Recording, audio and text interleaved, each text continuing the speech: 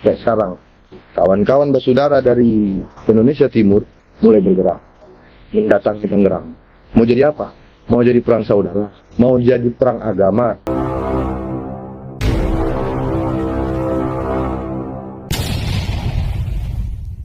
Dan video berikut. Jangan lupa like, Juga selamat malam. Kali ini kami akan bertanya kepada Panglima Besar Pasukan Panglima Kasio atas insiden yang terjadi di Tangerang Selatan. Mahasiswa Universitas Pamulang digeruduk warga saat ibadah di kontrakan. Bagaimana menurut Panglima tindakan warga setempat yang ada di Tangerang Selatan itu seperti apa? Pendapat saya, ya. Bagaimana menurut saya? Ya, itu sudah biasa itu. Ya, sudah terjadi hal-hal seperti itu yang biasa di bangsa Indonesia karena dibiarkan atas istilah mayoritas minoritas. Ingat itu istilah mayoritas minoritas. Banyak orang yang tidak paham istilah mayoritas minoritas itu, ya kan? Kalau istilah mayoritas minoritas itu selalu dipakai dan para penceramah radikal ujaran kebencian ini terus dibiarkan, ya ini tidak akan pernah berhenti. Nah sekarang malam ini pelaku ditangkap, apakah ia akan selesai? Tidak akan selesai di saat di atasnya tidak ditangkap. Contoh seperti Harbin Smith itu yang jelas berceramah dengan mengangkat pedang, memfitnah orang Minahasa yang ada di tanah Minahasa. Ya kamu tidak tahu cerita kronologi. Dan saya cuma ingatkan satu lagi, kata mayoritas minoritas itu bisa dipakai di Indonesia. Tapi jangan lupa, kata mayoritas minoritas itu hanyalah untuk hitungan jumlah penduduk. Sekarang kalau saya sampaikan hitungan jumlah wilayah kepulauan, adakah orang berpikir sampai situ? 9 provinsi utama di Indonesia adalah mayoritas umat Kristen. Memang mayoritas umat Muslim di Indonesia sebesar 85%, sisanya minoritas. Tetapi saya kembalikan lagi, kalau kita ambil secara kepulauan, Pulau Papua 780.000 sekian kilometer persegi. Pulau Sulawesi Utara 13.800 sekian kilometer persegi. Pulau NTT 47.000 kilometer persegi. Pulau Flores 15.300 persegi.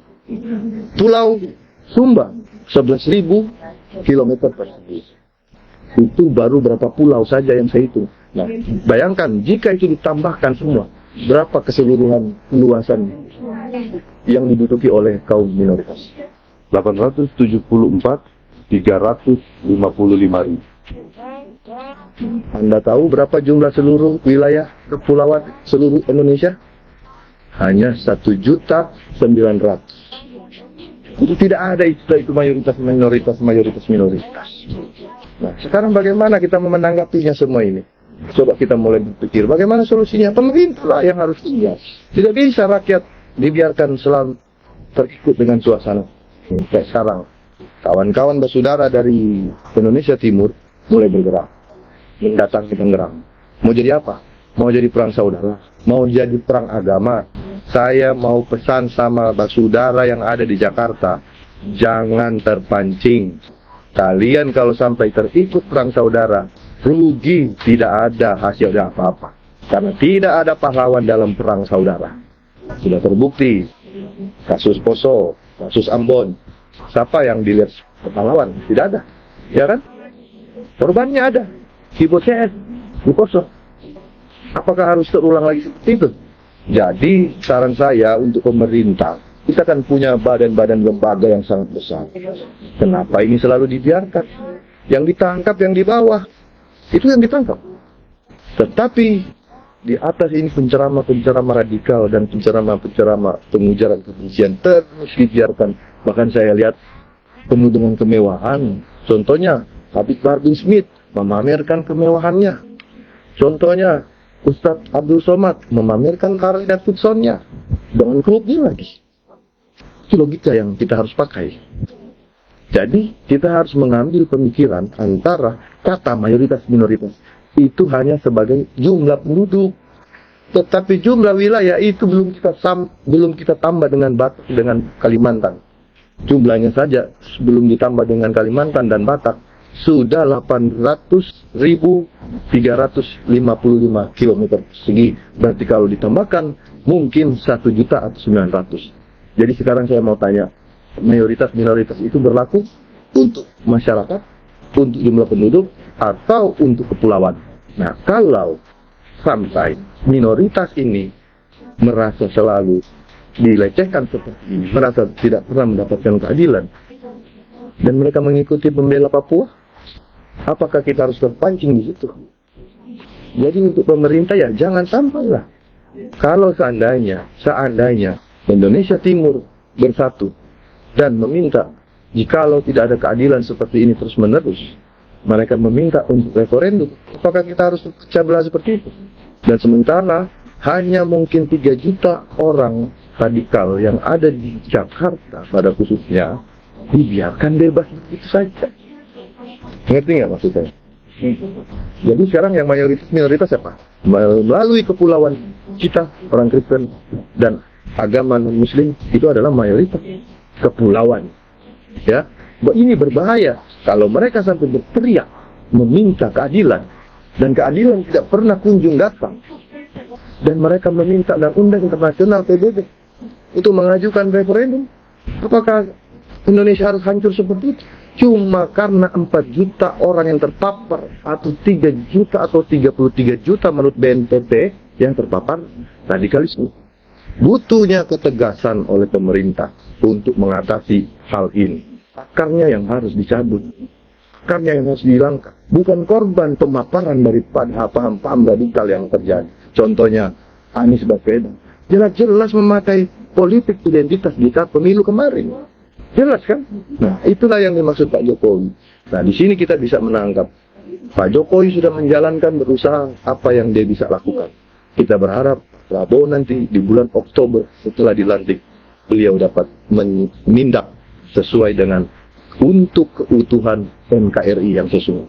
Jadi kembali ke kesimpulan, kita boleh minoritas di jumlah penduduk, tetapi pemerintah jangan pernah lupa kita bagian mayoritas di jumlah kepulauan. Dan itu wilayah kepulauan negara Republik Indonesia yang jumlahnya seluruh wilayah kepulauan Republik Indonesia sebesar 1.900.000 sekian. Sedangkan hanya daripada Pulau Papua, Sulawesi Utara, NTT, Flores, dan Sumba itu jumlahnya sudah 874.000 sekian. Belum tambah Bali, belum tambah Batak, belum tambah Kalimantan. Berarti total kita ini adalah 1 juta kilometer persegi untuk mayoritas di Indonesia. Kita bisa pakai cara intelektual. Indonesia Timur bisa bersatu di sana. Indonesia Timur bisa mengangkat suara bersatu untuk keadilan secara intelektual. Tidak perlu sampai terpancing dalam perang agama, apalagi perang saudara. Karena kita sama-sama Indonesia. Untuk jumlah penduduk, kita memang minoritas. Tetapi jangan lupa, untuk jumlah kepulauan, luas kepulauan, kita adalah mayoritas. Saudara yang ada di Tangerang sana, yang ada di kota Jakarta, jangan terpancing, serahkan semua kepada polisian yang untuk menjalankan hukum yang ada di negara ini. Tugas kita tetap bersatu dan menuntut keadilan, mencari keadilan untuk lebih baik lagi Indonesia, agar tidak terdapat lagi hal-hal yang seperti itu. Jadi, belajarlah Pancasila di Indonesia Timur. Karena di Jakarta sana, khususnya di ibu kota, khususnya di daerah Jawa Barat, pemaparan radikal ini sudah sangat sistematis dan masif. Ada lagi yang mau dianggap sih? Saya rasa sudah cukup. Terima kasih untuk penjelasan dari Panglima Besar Panglima Kasio atas kejadian yang terjadi di MPRI secara berbentuk. Terima kasih dan selamat malam. Saudara-saudari yang dikasih Yesus, kita sudah tiba di gereja tanpa tembok Sri Pintu ya. Ya, pelayanan untuk jemaat-jemaat yang dulunya mereka nggak percaya Tuhan, puji Tuhan, mereka sekarang bisa percaya Tuhan. Ini keajaiban Tuhan Yesus ya. Ini dulunya mereka 99% Bani Kedar Rebayot, tapi lewat pelayanan kita mereka bisa percaya kepada Yesus Kristus. Luar biasa ya. Luar biasa. Iya. Ya.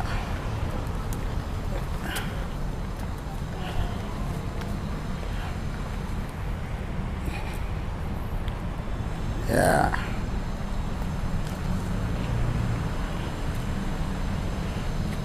Ya. Ini dia maju duluan ya. Nah, apa judulnya hari ini? Yesus satu-satunya Tuhan dan juru selamat. Di luar Yesus binasa. Dapat hadiah. Sini. Ya. Yesus satu-satunya Tuhan dan juru selamat. Di luar Yesus binasa. Ya, haleluya. Kisah Rasul 4 ayat 12, tidak ada nama lain di kolong langit ini yang bisa menyelamatkan. Hanya satu, nama Yesus. Yesus itu nama tertinggi, nama di atas segala nama. Jadi siapapun yang punya nama, dia harus tunduk kepada nama Yesus. Yang setuju katakan amin. Haleluya. Kalian semua yang hadir pasti punya nama. Betul?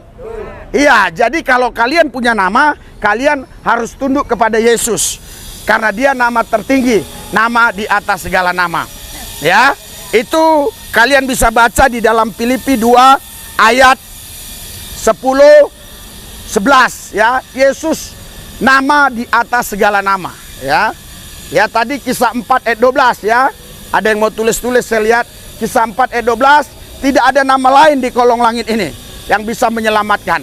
Hanya ada satu nama, Yesus Kristus. Tuhan ada berapa?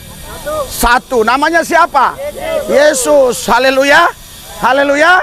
Di dalam Roma pasal 10 ayat 12, Allah yang satu ini bukan Tuhan Yahudi dan Yunani saja, tapi Tuhan semua orang. Konteksnya di sana adalah Yesus.